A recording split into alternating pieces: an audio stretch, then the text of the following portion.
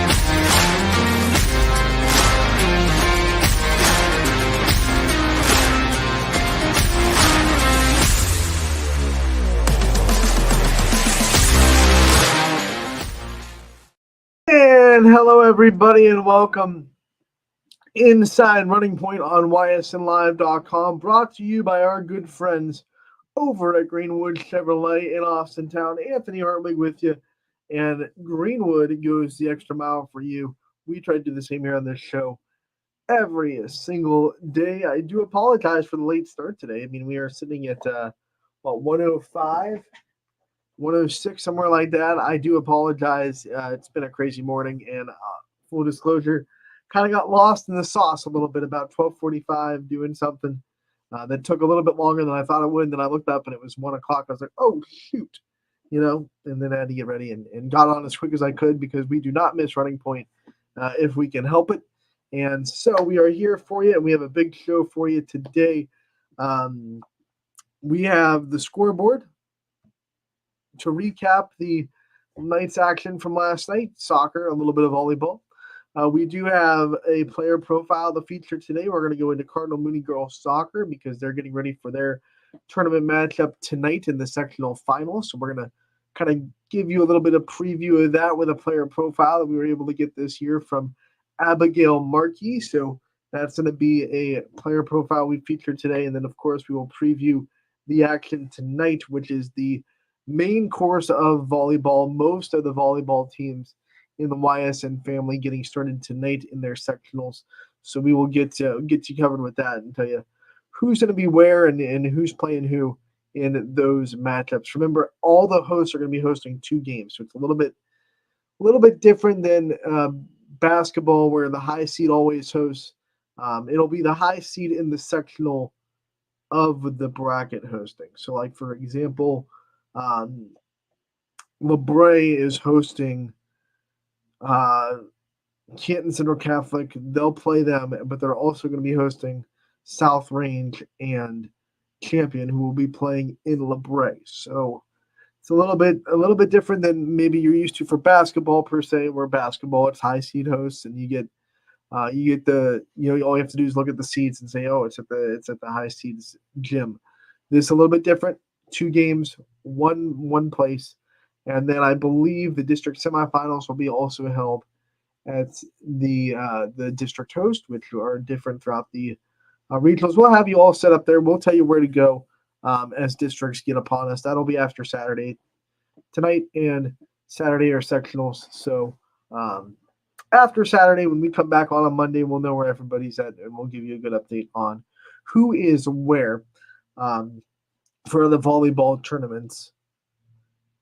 Because I know it's a little bit new to everyone with not just the new divisions, 7 divisions, but also a little bit different with the sites and everything like that. So we'll get you updated when districts hit on where everybody is. But before we do that, let's go into the scoreboard. Let's check out what was going on last night. The scoreboard presented by Burnett Pools, Spas, and Hot Tubs. We miss Scotty. He's not able to do the jingle, and I'm not going to do it. Sorry. Burnett Pools and Spas and Hot Tubs, the proud sponsor of the YSN scoreboard, which is a great tool for the fans to get live updated scores of your favorite YSN teams, whether it be your best friends or your heated rivals either way, you don't want to look away from the action that you're at for too long. Hopefully, you're looking at the scoreboard while you're at a game or while you're watching a broadcast, or maybe doing even both, because why not, right? So, whatever you want it for, it's there for you. It can be found at ysnlive.com/scores. Once again, presented proudly by Burnett Pool Spas and Hot Tubs. Volleyball. Conneaut gets the opening tournament win over Warrensville Heights at home. 3-0 the final score there. Camel gets upset in 5 sets. Wellington comes into Camel and wins 3-2 in 5. A tough one for the Red Devils to end their season. They were playing so well. They had won, I think, like 8 of the last 9, something like that. And they opted to go to the sectional semifinals to get a home game.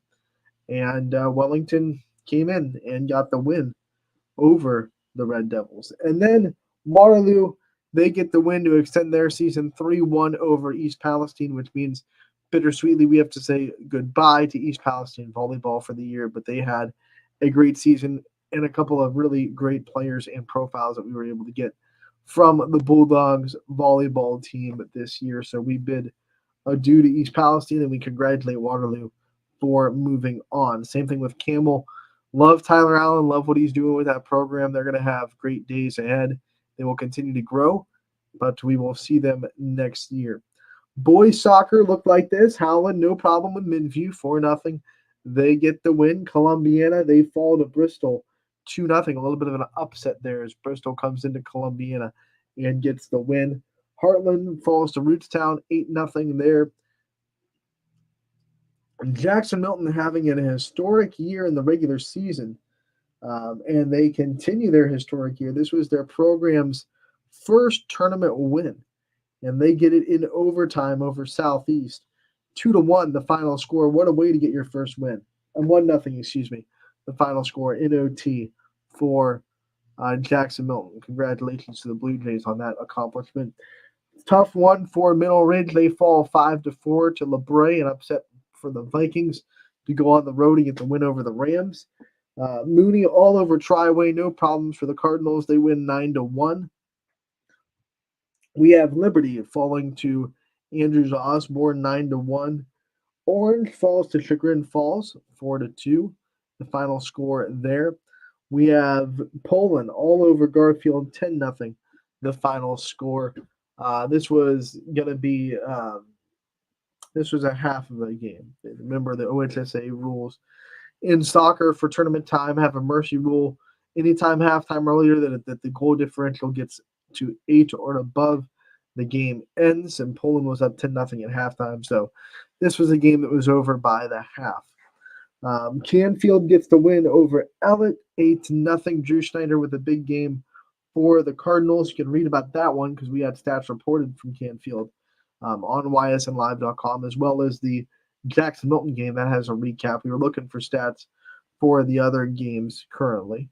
Hoban falls to Olmsted Falls 4-1 to end their season. Lakeside goes to Aurora and falls 7-0. The final score there. In regular season action for Mohawk, they fall to Riverside 2-1. Remember, over in PA last week of the regular season for them. So Mohawk being in Beaver, not in tournament time yet. East Liverpool gets the win over Cambridge 2-1, a big one for the Potters. Beaver Local also with the big win over Edison on the girls' side. These are both girls' soccer tournament matchups. Beaver Local wins 6-0. East Liverpool wins 2-1. Regular season action in girls' soccer over in PA. Beaver gets the 5-0 win over Hopewell. And Mohawk falls to Hickory 6-2, the final score there. We had some upsets across the district, and some upsets happened in the bracket that weren't YSN teams, but definitely boys soccer last night had its fair share of upsets. You look at it, Bristol upsetting Columbiana, coming on the road and getting that one done. LeBray upsetting Middle Ridge 5-4. We had a couple of more, like I said, that were in the brackets that weren't in the YSN family, but a little bit of a surprise night on Wednesday for boys soccer. But most of our YSN teams got the job done if they were playing a non-YSN competitor. And we do want to congratulate once again Jackson Milton on their first program tournament win. They get it done against Southeast. And they also have a player up for Big Dogs of the Baird Brothers Big Dog of the Valley. Sorry for that. Make sure to go to ysnlive.com/big dogs to vote for your favorite soccer, volleyball, and football players. This is going to be the last week of Big Dogs for soccer and volleyball because their regular season is done. So we will have next week the semifinals on all the winners going at each other. That'll be 8 winners. So we'll have 2 polls of 4 each next week for the semifinals. And then the week after that, we'll have the finals. The two winners of the 2 polls on each sport. And then come week 11 for football, which will be the start of their semifinals, we'll have the finals for – no, that's it. No, I'm sorry. There's semifinals next week. Finals will be in week 11. So week 9, week 10, week 11. Yeah, I had my math right. So semifinals for Barrett Brothers Big Dog of the Valley for volleyball and soccer next week, which will be this. So this is the last week to vote for your favorite players, and then we'll have the winners go up against each other next week. Finals the week after that, and then by then football will also be starting their semifinals as well. So we are nearing the end of Baird Brothers Big Dog of the Valley for the fall season as we get into postseason play. We also are at the end of the power rankings, by the way, as we talk about the end of things that we do on YSN. The power rankings for volleyball has concluded with the regular season. Let's see if we can bring that up, actually. Let's talk about these volleyball power rankings. Football has one more week of power rankings with week 9 being here. But let's go and look at the volleyball one since it is the final week of these rankings and see how they stand. Here are the final rankings. These are how they stand at the end of the season. Once again, we say it all the time, but we'll say it again for people that are new. Our power rankings are run by a algorithm, a math equation that we plug numbers into, and it spits out the calculations. Now, we have worked very hard over the last 2 years to perfect that algorithm. We know it had some problems last year in the first couple weeks. We went on, we fixed it, and we feel really confident about the way that it puts these teams together now with a weight on your opponent wins. So basically, how good are the teams that you're playing, but also still a little bit of weight on how big the opponent is as well. But what the problem was, first half of last year, we put too much weight on the latter. We put too much weight on how big an opponent was. It wasn't fair to the teams that just were never going to play opponents that were big divisions. So we flipped it. We put more weight on the wins, less weight on the opponent's size. So you get more weight if you're beating good teams than you do if you're playing big teams. If you're playing big teams that are also really good, like Hoban, you run away with the power rankings. They are number 1, and quite frankly, in the math, it wasn't close. They had many more computer points because not only did they play, I think only 1, maybe 2 teams on their 22-team schedule had less than 6 wins. Everyone else, and most everyone else had double-digit wins. It was a slew of big teams that were also just very, very good. Just for example, off the top of my head, they beat the Division 1 seed in the Northeast District and the 3 seed in the Division 1 Northeast District. So that tells you this kind of the schedule that Hoban went through and how impressive it is that they go back-to-back undefeated regular seasons. They're certainly hoping to make a deeper tournament run than they did last year, but now in Division 3, I think they'll have much more of a shot than they did against all those Division 1 teams last year. They were going to run into a buzzsaw eventually. So we'll see how Hoban does, like everybody else in tournament time. 2 is Crestview, and I think that was obvious as well. I know at the beginning of the season, because Crestview didn't play as many games in the front half of the year. They were kind of playing catch up with the power rankings, and I kept telling people, just be patient. They'll catch up. Everyone plays 22 games. The math will even out, and it sure did. Crestview jumps to number 2. That is exactly the same way that it ended last year with 1 and 2. Lakeview at 3. The brand new Perry Pirates. Welcome to the YSN family. They are the 4 in the power rankings in volleyball. Girard comes in at 5. East Liverpool right behind them at 6. Canfield at 7. Fitch at 8. That's interesting because remember, Fitch won the AAC, but it's all about timing on these wins. And Canfield was close to them all year in the math, and then Canfield beats Fitch, and then Canfield gets a good win on home on Saturday against a very good Hathaway Brown team. That gave them enough points to jump Fitch in the standings, even though Fitch is the AAC champions. They split with Canfield this year. That was a big win for the Cardinals in regards to power rankings. So 7 for Canfield, 8 for Fitch. Columbiana in the top 10 against McDonald, and McDonald rounds out the top 10, I should say. And just outside of the top 10, you have West Branch and Beaver Local. Beaver out of PA is 13th. They were a very good team, and they have, 18 wins on the season right now. Edgewood 14, 15 for St. John. Howland 16, LeBray is 17, Garfield 18, Wellsville 19, Champion 20, Orange AFK 21, Pymachining Valley 22, Boardman 23, South Range comes in at 24, and Heartland Christian rounds out the final power rankings of the year for volleyball in 25. I do want to give a shout out when we talk about Beaver.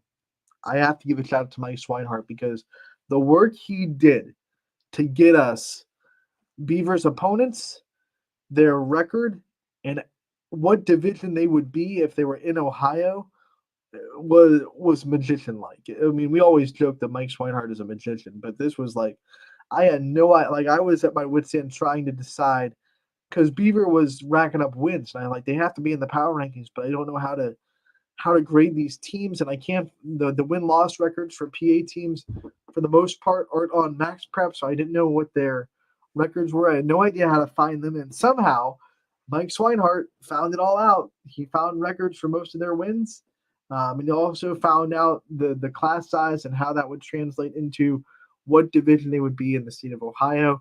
So we were able to really put Beaver's wins and losses into the algorithm correctly, which we wanted to make sure that we did because of the season they were putting together. So I want to give a big shout out to Mike Swinehart because if it wasn't for his work, the Bobcats probably wouldn't be in the power rankings. So if you're a Beaver fan out there in PA and you like the fact that your team's in the top 15, and then you gotta thank Mike Swinehart for the work that he did to make sure that you guys get the love that you deserve over there with a very good volleyball team in Beaver. So those are the final power rankings for the volleyball season, and we enjoyed doing that all year, and we will bring back the power rankings for basketball, although basketball not as work inducive. It's just going to be Martin RPI and then taken from division and just putting them together kind of like football is. So that's what the basketball rankings will be for boys and girls basketball. So that'll come up in the winter. We still have one more week of football power ranking, 2 more weeks, I should say, of football power rankings, week 9 and week 10. But since volleyball is done, that'll be the final week of power rankings. We don't want to rank teams that are getting eliminated, right? If you're not playing games and the teams that are above you are still playing games, it skews the math. And there's no way to fairly and there's really no relevant reason to put power rankings after the regular season either, in my opinion. So we enjoyed the volleyball power rankings, and we will boost on into rooting for these teams in the postseason. We also announced today, so I can say it live on the show. It's on our Instagram page. We had a little, the logo is out. We will have the 3rd YSN Volleyball All-Star Game this year. That's November 9th is when we're having it. That'll be at Salem High School, John Cabas Gymnasium, Salem High School. We want to thank Salem for opening up their gym to us. It's a great venue for everything. I am sad that it's no longer the host of district tournaments in basketball because there was nothing better than going out to Salem for district tournament time in the boys basketball seasons.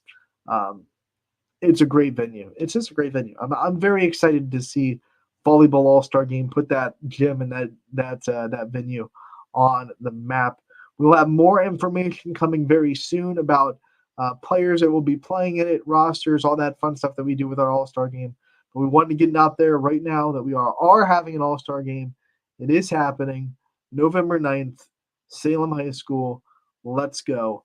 And that'll be, by the way, for you guys wondering, that is the Saturday after regionals for volleyball. So if a team makes it to state, we're going to tip our hat to them and say good luck in state. But unfortunately, we didn't want to wait any longer, because if we went to the next weekend, we'd be really bumping into basketball, especially on the girls' side. Volleyball is a girls' sport. We really didn't want to bump into the last weekend of basketball practice before girls' basketball started. So what we did is we had to put it on that day, and we had to say, hey, if you're in state, awesome. We couldn't postpone it any more than that. So that's the only teams that won't be represented is a team that makes it to state, which I think there are a couple of teams that have a pretty good shot at it, honestly, in volleyball. We're hoping that teams can break through out of regionals in the state this year for sure. With all that being said, we're going to take a commercial break. When we come back, we have a player profile being featured from Cardinal Mooney Girls Soccer, Abigail Markey, coming up after the break. Don't go anywhere at Running Point. Brought to you, as always, by Greenwood Chevrolet in Austin. 21 News delivers the news as it happens, using the latest technology from where it happens. Live here outside the Mahoney County. On air, online, Wednesday afternoon weather update. Very dangerous. and on the 21 News social media platforms. I'm on the road right now. 21 News, the Valley's only locally owned source for trusted news since 1953. Craftsmanship to us is 60 years of pride and dedication. Passed down from generation to generation. The hardwood floors that your kids take their first steps on. The solid wood doors you quietly close at night. The things we create day in and day out are the products that end up turning your house into a home. At Baird Brothers Fine Hardwoods, uncompromising quality and craftsmanship built our business. And it will keep us moving forward for generations to come. Going the extra mile at Greenwood Chevrolet means we want to take care of the community that takes care of us too. And we have to work together always. And that's how you stay in business for 40 years. You know, I love being a helper because when I help somebody, it makes me feel good. It means a lot that I can make a difference in others' lives. So I will do everything I can and just being there for them every step of the way. I want them to know within the first 5 minutes that they could depend on me. That's what going the extra mile means, only at Greenwood Chevrolet. Before the lights come on, before the workday begins, before a long day is ended, or it's time to have fun, it all starts with the people at Joe Dickey Electric. From replacing a light fixture in your home to building a substation for your business, no job is too big or too small. The people of Joe Dickey Electric power them all. Joe Dickey Electric, over 60 years of powering the Mahoning Valley.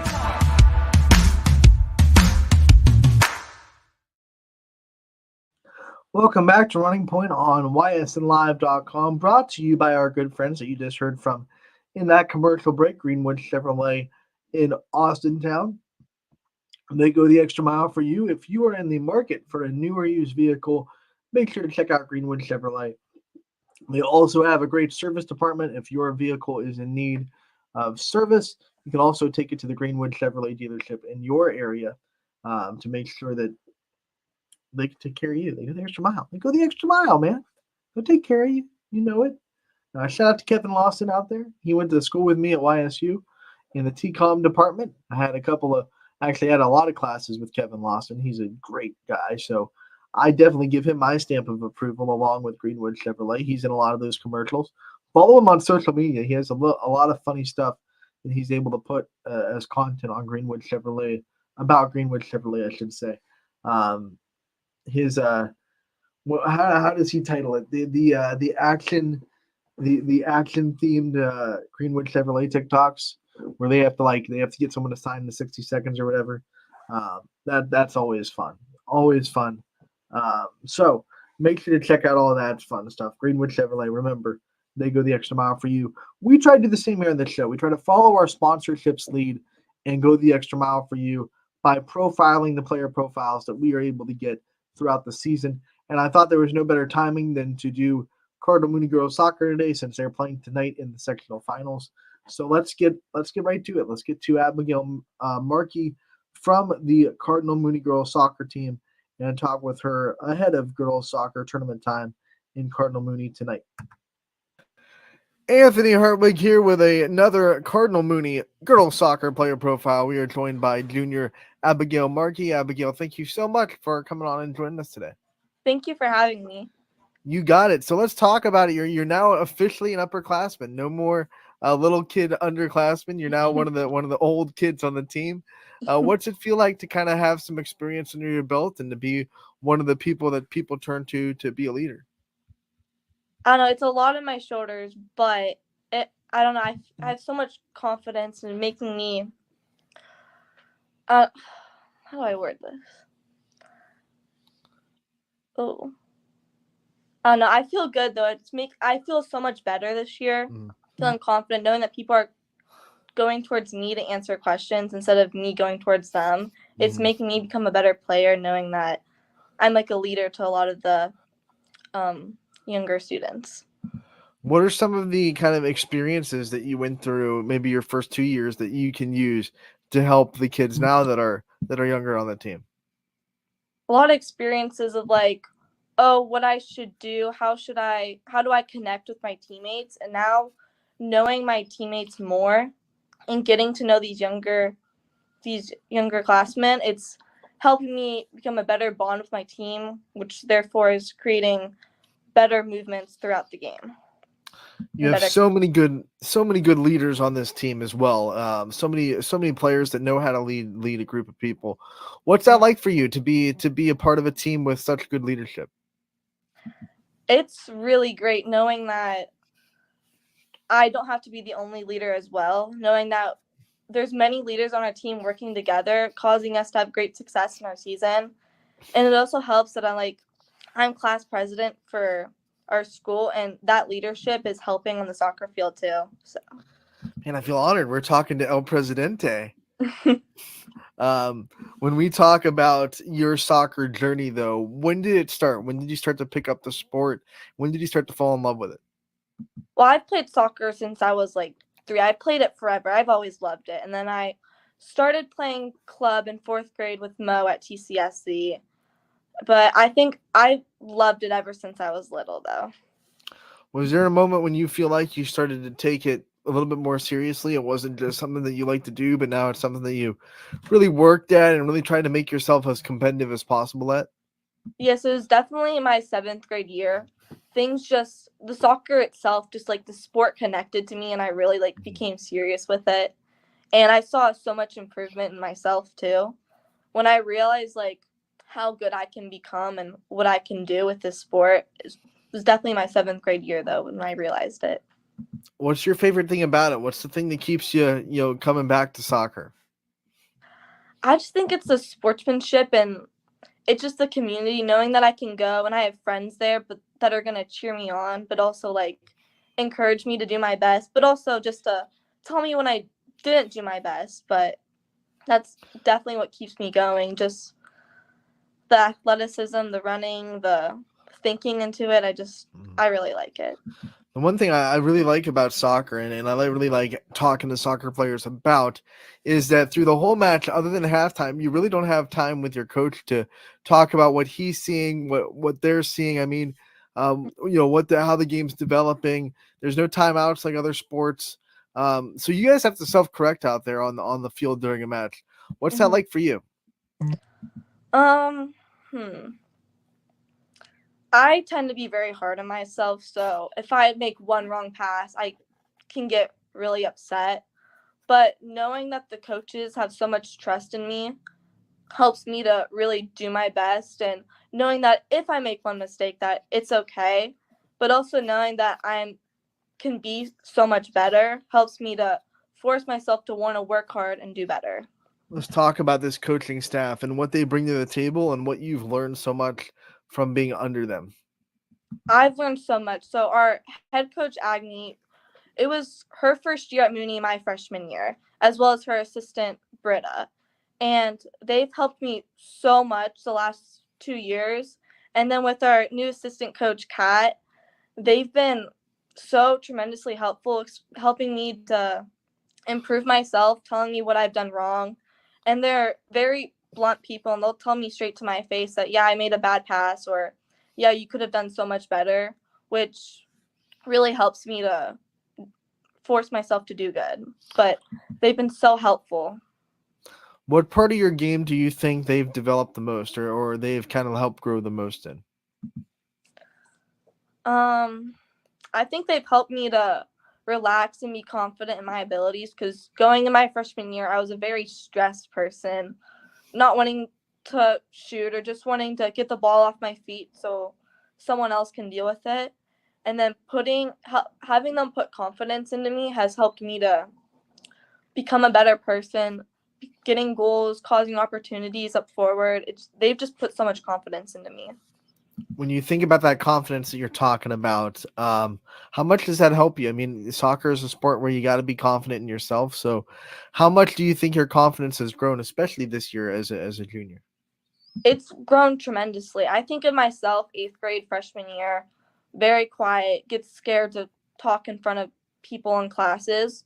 But knowing that they have trust in me and knowing that my friends and teammates have trust in me has helped me to grow my confidence and helping me to do the best that I can. Let's talk about those classes you take at Mooney. We always hear that junior year might be the hardest, maybe for some people. Yeah. How are you handling it so far? How's junior year treating you?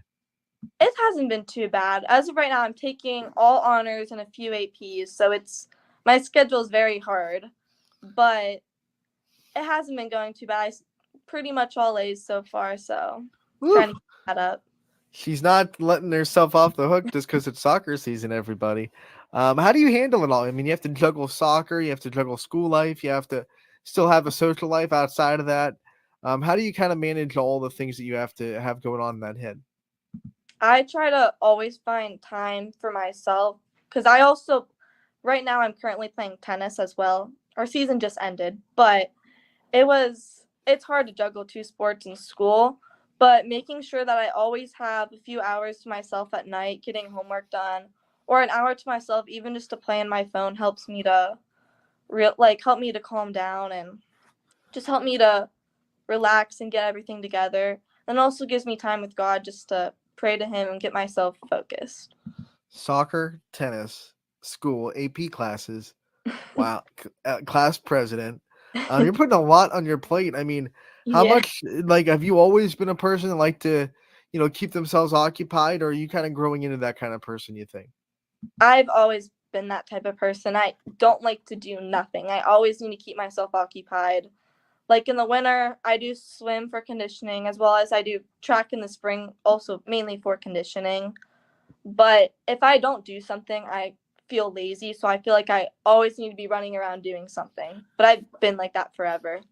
And you're not the only soccer player that also does track. And what I've been told by the other ones that do is it's a different type of conditioning, because track, you're running, you're stopping, you're running, you're stopping. Soccer, you're running constantly for the whole game. How much does track and swimming, though, help you come into soccer season with fresh legs and not have to worry about, man, am I going to be conditioned, especially the second half of the season? Mm-hmm.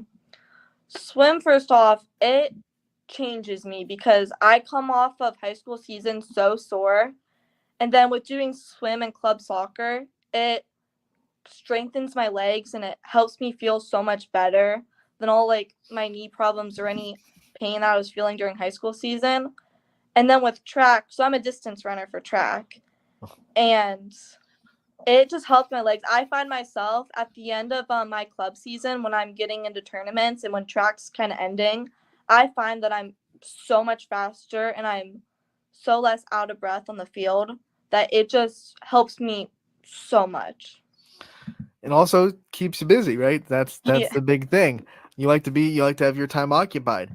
Let's go back to school a little bit. What are some of your favorite subjects that you have either taken already or are taking now? I would say math is definitely my favorite. I've always been a math person. It's probably the class I do best in, as well as art. So I'm taking art 3 right now. So I've done it since freshman year, but those are definitely my 2 favorite things I've done. Any branch of math that you find a little bit more interesting than others?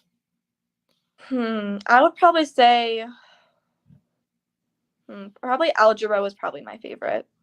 All right. Now, when we talk about arts and what kind of art are you doing? What kind of art are you specifically trying to get yourself better at? I find myself I love doing charcoal drawings, portraits of other people, but nothing in particular. I think our teacher, he throws different things at us, and I find myself enjoying it. But it also helps me to relax, as it's a class that I don't have to stress, get everything turned in the second I finished it. But Do you have like a favorite piece you've made in art class so far in your 3 years? hmm.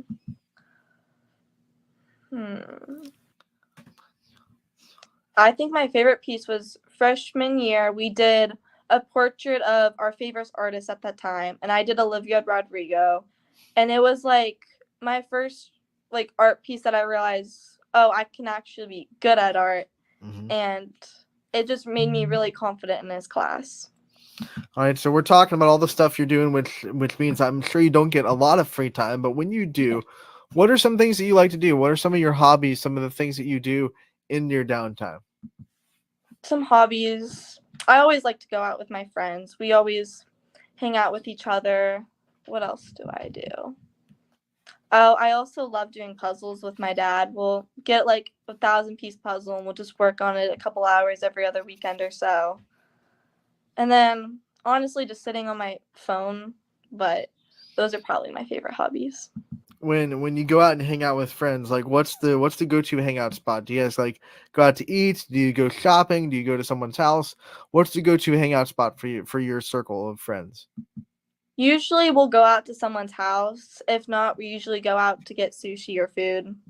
But when you spend time with your family and your dad, like you said, doing puzzles, and I'm sure you have a marvelous family. I like to talk about them and what makes them so special to you, and what are some things that are unique about your family?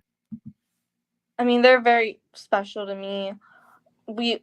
They've taught me as a child to be a daughter of Christ, and we've gone to church every Sunday. I have an older brother and a younger brother. My older brother is now a freshman at Walsh. He's a keeper there for soccer. And he's helped me to push myself, knowing that I can get there one day too. And then my younger brother just forces me just to have a good time too. And they always keep me busy, entertained, and they've done so much, and I love them all for that. You don't go through this whole athletics career in 3 years so far that you've gone through without some kind of adversity. You know what, whether it be a mental block or whether it be a confidence or maybe an injury or anything like that. What do you think your biggest form of adversity so far in your career has been? And then tell us how you got past it. I think my biggest adversity was, it was more freshman year. It was so much more running, so much more game time than I've been used to, and it put so much stress on my knees, which then put a lot of stress on my mentality. But pushing through that, doing exercises, getting braces and stuff, it helped me to push through the pain and realize that even if I'm hurting, I can still be doing my best and even better than I thought. There are always going to be down days when you don't want to do it, maybe practices that you don't feel up to it, or maybe off-season workouts where you're not mentally there. What pushes you through those days? What gets you through the drive to keep making yourself better?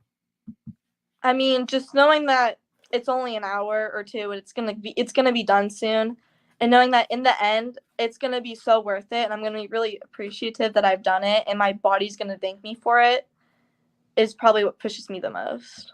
How much does your faith help you succeed as an athlete, do you think? It helps me tremendously when I'm nervous or when I'm scared or when I feel like I did really bad. I just turn to God, ask him to helped me to relax. It helped me tremendously. I find myself when I play tennis and when I have more time to think than soccer where it's constant, I find myself turning to him a lot and just helps me to relax and do my best. Do you have like a favorite verse that you kind of go to before a match or before a game where you're just like, okay, remind yourself of that? Or is there one of those that sticks out? I don't think I have a favorite verse or anything, but I always tend to ask him to help me do my best, help me to realize that he's there, and I always thank him after every time I talk to him. Abigail, at the end of these player profiles, we like to end them the same way. We want to give the player the chance to take the limelight off themselves for a little bit and shine it on the people that have been there for them, that have supported them throughout their entire career. And I want to do that for you as well. I want to give you the time to give out thank yous and shout outs to people that you think deserve it. Thank you to my coaches, Agni, Britta, and Kat. Thank you to my family for always being there, especially my brother he's not home right now. He's in college, and thank you to my grandparents for being at every single game. And thank you to my friends for always pushing me to do my best. All right, Abigail, we want to thank you so much for taking the time to join us today. We appreciate it. We wish you the best of luck the rest of this year. We can't wait to talk to you again real soon. Thank you. Abigail Markey from Cardinal Mooney Girls Soccer. The Cardinals in action tonight in tournament play. They will be at home hosting Cuyahoga Heights at 7 o'clock. So Mooney looking for a big win at home to start their tournament action. So make sure to check that out. And if you missed that interview or missed a little bit of it, want to see it in its entirety, it is not only up on our YouTube page, but it's also up on the website with a great article attached to it. So make sure to check that out. You can search Abigail. You can search Markey, last name, into the search bar at ysnlive.com. It'll pop up for you, and you can see the article with the YouTube video attached to it and see it in its entirety that way. So we urge you to check that out if you are interested in seeing that interview completely, or you missed a part of it here on the show, or you want to watch it again because it was just that good, right? So once again, good luck to Cardinal Mooney tonight. They are playing in sectional action against Cuyahoga Heights. Let's see who else is playing. Let's bring back up that scoreboard on ysnlive.com and see what's going on tonight across the YSN family.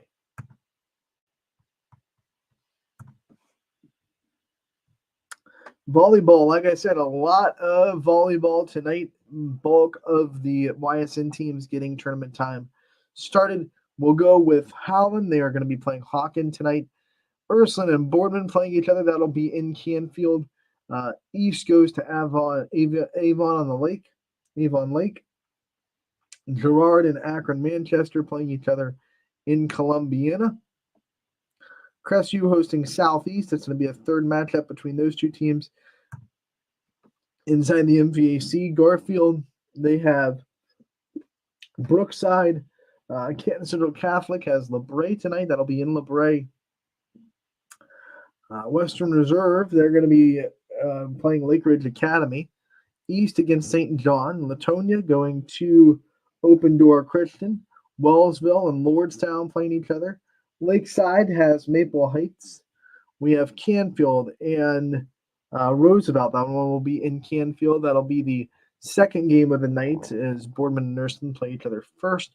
Louisville and CVCA playing tonight. Hoban has Cheney, all YSN matchup in the first round of the tournament.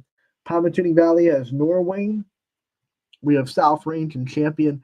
That one will be at LeBray. That's going to be the first game of the night, so 5 o'clock for that start. Columbiana going to be starting their tournament time with Clearview. Badger goes to Cardinal. We have Lowville going to Cuyahoga Heights. Heartland Christian hosting Sebring. Brookfield going to Kidron Central Christian. Wyndham and Lisbon. Mohawk and Neshannock. That'll be regular season action in PA. So will Beaver and Blackhawk. Regular season volleyball action in Pennsylvania. A couple of boys soccer games tonight. Louisville going to Hawken. East Liverpool and Harrison Central. Those will both be tournament games. Girls soccer tournament action tonight as well. We have Warren JFK. They're going to be at home against Northwestern. Garrettsville Garfield. They're playing Rootstown. South Range goes to Andrews Osborne Academy. Springfield goes to Waterloo. That'll be a big rematch of a matchup that happened earlier this season. Crestview will be going to Smithville. You have Mooney hosting Cuyahoga Heights, as we said after that interview with Abigail Markey. Columbiana hosting St. Thomas Aquinas. Champion at home against Wellington. You have Bristol going to United. Newton Falls to Berkshire. Badger goes to Pontooning Valley. And Grand Valley goes to Chippewa tonight. There won't be any of these games on the network, I don't believe, but I'll double check. Remember, tournament games for volleyball and soccer are going to be broadcasted only if they get sponsored. So if you want to see your team's tournament action on ysnlive.com, reach out to us about a sponsorship tonight, or a sponsorship, I should say, and we will take care of you there. Also tonight, a regular season matchup for Austintown Fitch. We will add it to the scoreboard, of course. They're going to be playing Massillon Jackson tonight at home, so they'll be at home. That'll be a regular season game. Fitch opens their tournament play on Saturday. So make sure to go out to Fitch if you're a volleyball fan. That'll be a normal tournament game. All the passes that you have for Fitch will work. Passes will not work for OHSAA games, by the way. A lot of high schools have been able to double down on that, make sure people know about it, so we'll reiterate it too. None of the league passes or game passes or student passes that you have accumulated for the regular season will be admitted tonight. It is strictly, you got to pay the price at the gate. I believe you can buy them at the gate now. You don't have to do online, but the online option is still there as well.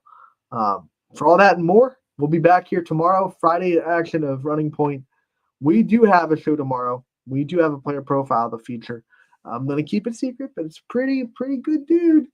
Pretty good player on a pretty good team tomorrow on Running Point. We will not miss it. Hope you don't miss it either. 1 to 2 on ysnlive.com, brought to you by our good friends over at Greenwood Chevrolet in Austintown. Get out there tonight. Support some teams in tournament action, whether it be volleyball or soccer. Should be a beautiful night for soccer if you're going outside. So thank you again for tuning in. We'll see you all tomorrow.